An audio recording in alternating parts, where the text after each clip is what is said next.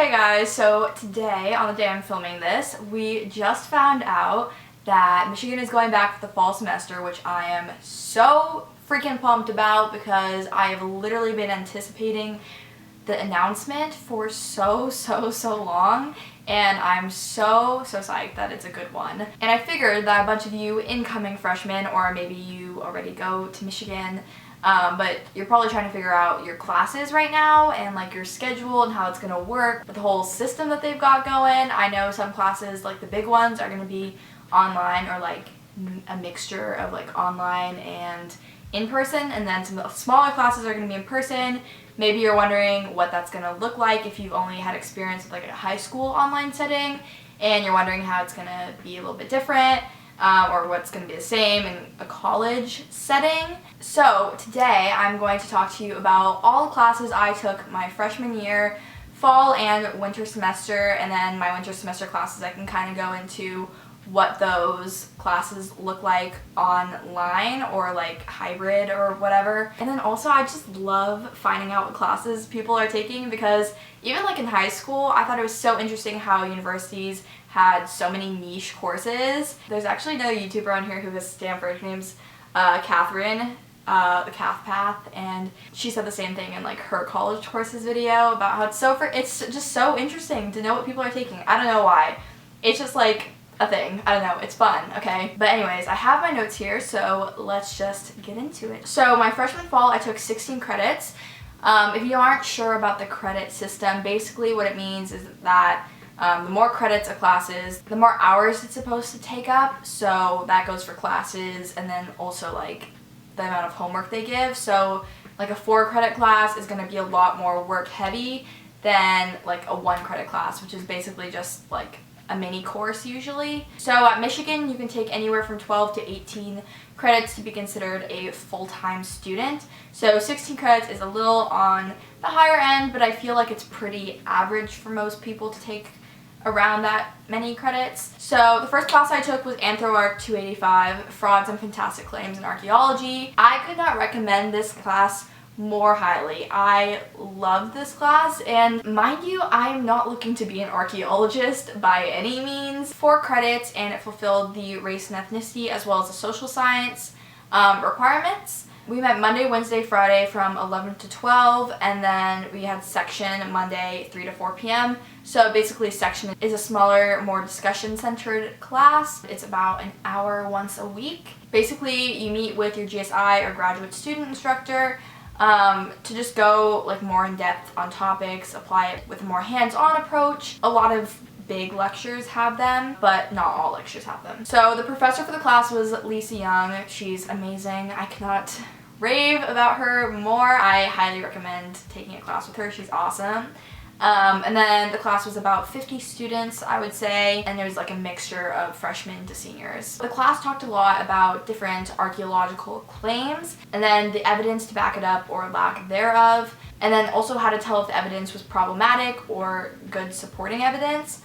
So we talked about tons of different things. We talked about claims on Atlantis, Ice Age extinctions, like the cause of them, who the first Americans were, cannibalism, and then we basically just analyzed the heck out of them. It was a very discussion-based lecture, and then the discussion was unlike any discussion I've ever had. I felt like it was super useful. There's a lot of hands-on application of the material, and we looked at real archaeological findings and real archaeological frauds. It wasn't just like worksheets and stuff. We had 4 article critiques, which were basically you would read an article about an archaeological finding and then strategically evaluate it with the critical thinking approach that you learned in class.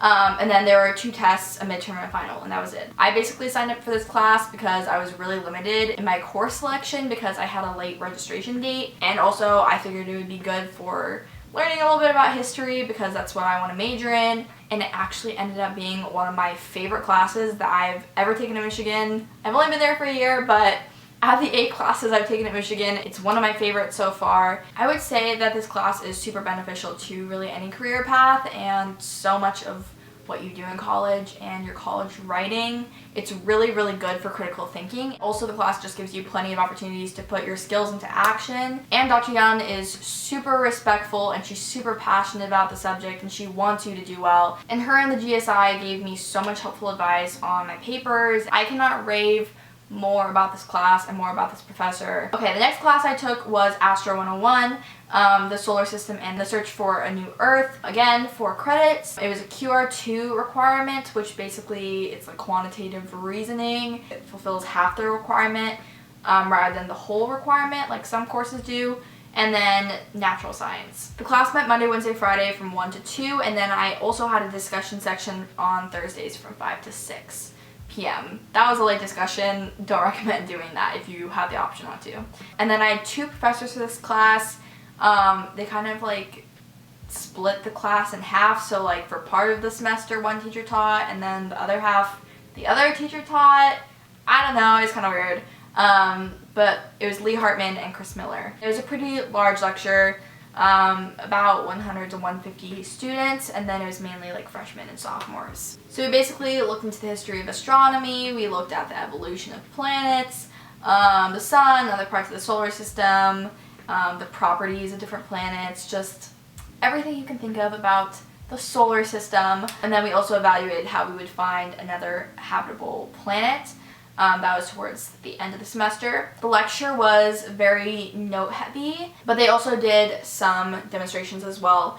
The lecture itself was very focused on concepts, and then section was very focused on the math side of things. It was kind of like lab almost. There was like weekly homework, so we would have weekly projects. They were basically just homework assignments with a bunch of questions about the concepts and then also some mathematical questions. We also had weekly labs for our discussion section. There's also an observation project where you go up to Angel Hall and look through the telescopes. And then there were 3 tests. Very interesting if you are into astronomy and if you're looking for something to fulfill your quantitative reasoning requirement without having to take like calculus, you know? Next, I took COM 102, which is Media Processes and Effects. So this was 4 credits, social science requirements. It met Tuesday, Thursday, 1 to 2:30, and then we had section Friday from 2 to 3 p.m. It was a really, really big lecture, about 300 students. And mainly freshmen and sophomores planning to study communications. There are 2 intro comm courses, 101, the mass media, and 102, which is the processes and effects course. I basically chose 102 because it was rated highly on the course atlas thing on the course guide. It kind of gives ratings for all the teachers and the class in general and stuff. But we basically talked about just how media affects our feelings, our behaviors, our attitudes. And then we also talked about like history of the media, race and gender in the media, and also news biases. So lectures were also very notes heavy. You could play clips from like TV shows and stuff like that, which was fun. And then discussion was also really encouraged in that class, but not so much as the smaller classes, obviously, because it was so large. It is a little bit harder to do that. And then discussion, I felt like was more of a review of lecture. And then we would have like in-class assignments evaluating media, like such as TV shows or movies and commercials and stuff like that. So we had weekly homework. It wasn't too difficult. It was assigned in section, and most of the time it would end up being like an in-class assignment instead of like take-home work. And then we also had a midterm paper, and then there were 4 tests, and we also had to participate in research as subjects for like grad students. And then the last class I took that semester was Italian 101. It was 4 credits. It met Monday, Tuesday, Thursday, Friday, 4 to 5. Italian classes meet every day except for Wednesday. And then my professor was John Liu. I hope I said that right. Please God, I hope that I said that right. It was a pretty small class. Language classes typically are about 15 students.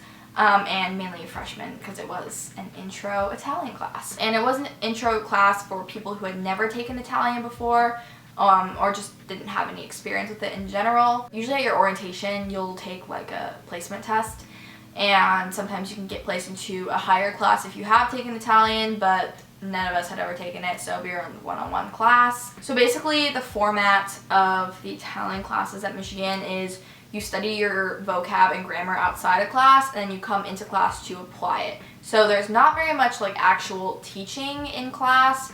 you kind of teach yourself, and then you come into class to actually talk with your peers or your teacher. We do stuff like games and activities and stuff like that to apply it. The main learning that we did in class was about like Italian culture and regions. Completely participation and discussion based. Also, no English was allowed from literally day one, and keep in mind that none of us had ever spoken a day of Italian in our lives. So we all came in here all bright-eyed and naive, and then they're like, yeah, we're not going to speak any English at all. And our Italian professor just started talking Italian right off the bat, and we were all like, literally this emoji, this is us. But don't let this scare you off if you're considering taking a new language. It actually ended up being super, super beneficial. I can't imagine learning a language a different way anymore. It's really, really helpful to hear only Italian and speak only Italian from the very beginning instead of constantly alternating between Italian and English, because then it just gets really confusing. Then you're constantly like translating in your head when you're talking, you know?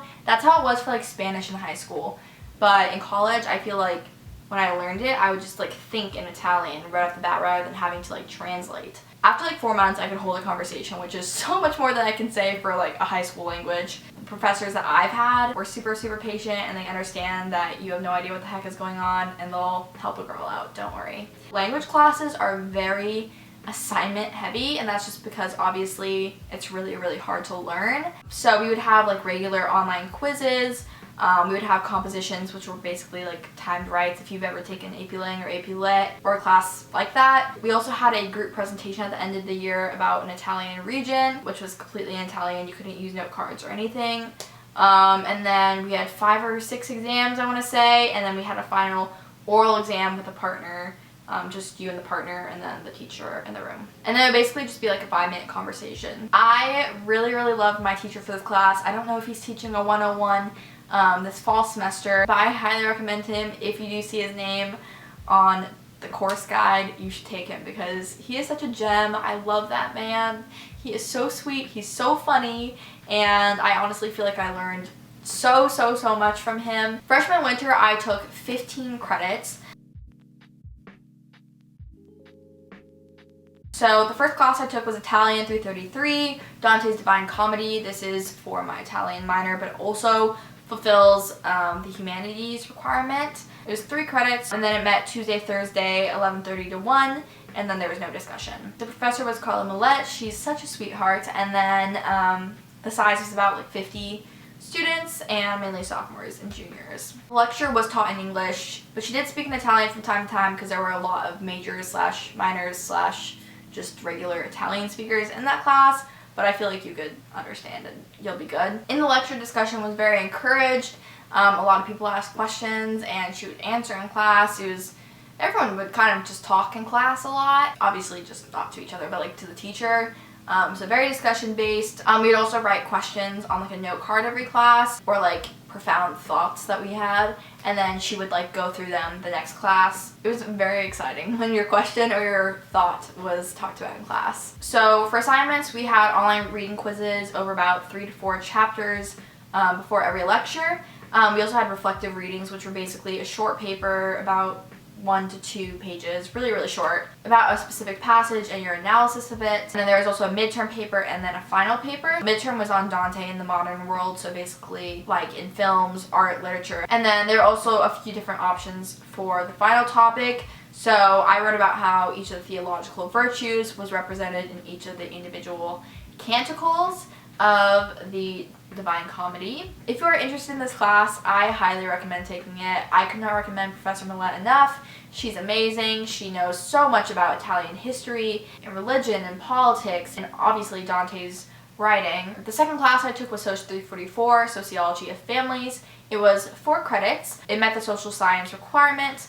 It met Tuesday, Thursday, 10 through 11:30, and then there's also a discussion Friday from 12 to 1. The professor was Pamela Smock, and it was about 50 students, mainly sophomores through seniors. So the subject was obviously history of the family from a sociological perspective. And there were also tons of readings and lectures on socioeconomic disparity as well as gender and racial inequality. So we looked at dating, we looked at hookup culture, cohabitation, basically like everything you could think of that has to do with relationships and the family. We also talked about unpaid family labor and second shift, which is essentially a term describing the unequal division of domestic labor. And I actually wrote my term paper on this, discussing how it relates to gender ideology and whether people actually represent their gender ideologies with their actions and with their daily living. We did most of our note-taking when we would do readings. The lecture was a lot more of a discussion. We would watch videos, we did research, we put together like an annual budget for a family in Ypsilanti with very minimal luxuries to really see how the poverty line has not been adequately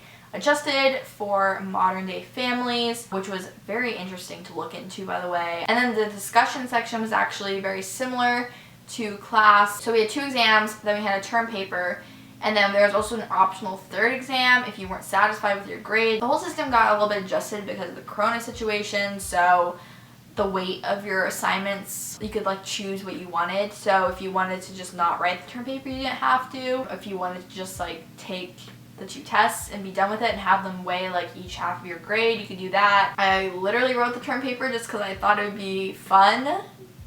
I don't know why. I honestly did enjoy writing it, but it wasn't necessary for me to do it, so I don't know why I did it, but I'm just dumb. Anyways. Also, because of the corona situation, we didn't have a discussion section, so we instead had like a bunch of assignments where we just like write about the readings. But I'm guessing because most of the discussion sections next semester will be in person, that it'll just be like a normal discussion. Also, my GSI was super cool. She was in the Ford School of Public Policy, and she could touch a lot more on the policies that have like created or alleviated some of these inequalities, and also shaped family life in America today, as well as how like we can continue to implement policies that will change these things for the better in the future. My third class was Psych 112, Psychology is a Natural Science. There are 2 psych intro classes, 111 and 112, and then 111 is just like the social science one, and then this one's natural science. It was 4 credits, and it met Monday, Wednesday, 2:30 to 4. And then I also had a discussion Thursday at 8 to 9 a.m. Gross, I know. It was literally disgusting. I don't know why I did that to myself. The professor for the class was Brian Malley. Big lecture, about 300 students, and mainly freshmen. So we basically just talked about all the normal intro psych stuff.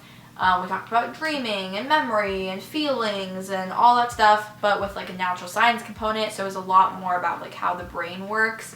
So I found that really interesting. I think it's super cool if you're interested in like cognitive science, that kind of jazz. The lecture was very notes heavy, and then discussion was kind of like an additional mini lecture, so there's a lot of extra info taught in that class, as well as just going like more in depth into info we learned in class, but sometimes she would cover like another topic that we just never talked about in class, so you wanted to be at discussion even if it was at 8 in the morning. Because of coronavirus, all of our discussions turned into worksheets, so there actually was a lot of work for this class. I feel like it was very heavy on work compared to a normal 4-credit class. That just may be because the readings were actually graded. We would have like open note quizzes about every 2 weeks. On the syllabus it said that they were unannounced, but we knew about them every time, and he would always tell us like what units and stuff they were on, so it was never a mystery.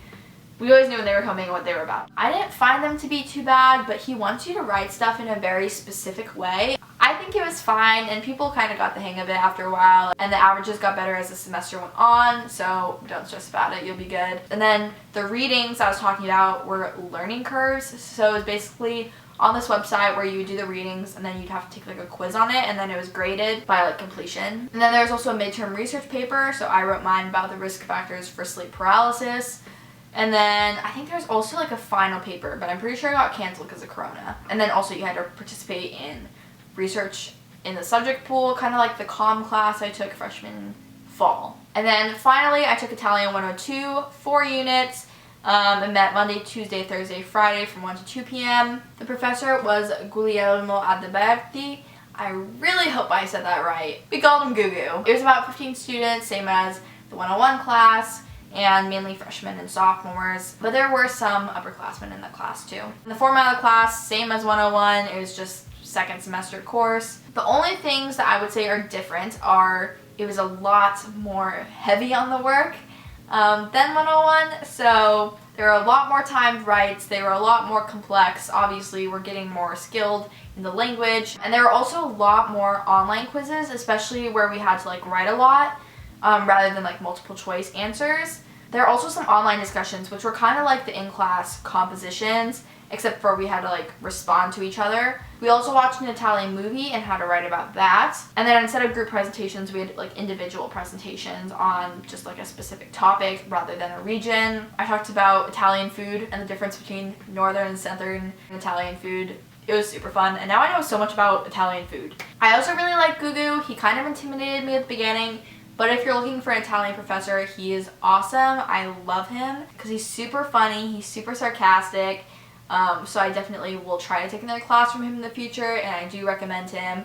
Everyone I've ever met that's taken a class with him loves him. So those are all 8 classes I took this past year, and I hope this was helpful to you guys. Let me know what classes you guys took or are going to take. I love hearing about it. And I'm super excited to see a bunch of you guys on campus this fall now that we're for sure going back. I know a lot of you have been commenting on my videos and DMing me and saying that you're going there, and I'm super excited to see you around and maybe even see you in some of my classes. It'll be super fun. As always, feel free to comment or DM me with any questions that you guys have about classes or literally anything about Michigan or university or, I don't know, whatever you want to ask me about, life questions. If this video was helpful to you or you just liked it in general, make sure to give it a thumbs up and subscribe. Also, all my social media links are in the down bar, and you should definitely check them out to see more of my life in school and out of school. And also make sure you turn on your notifications so you know when I upload my next video. I love you guys so much, and I will see you in my next video. Bye!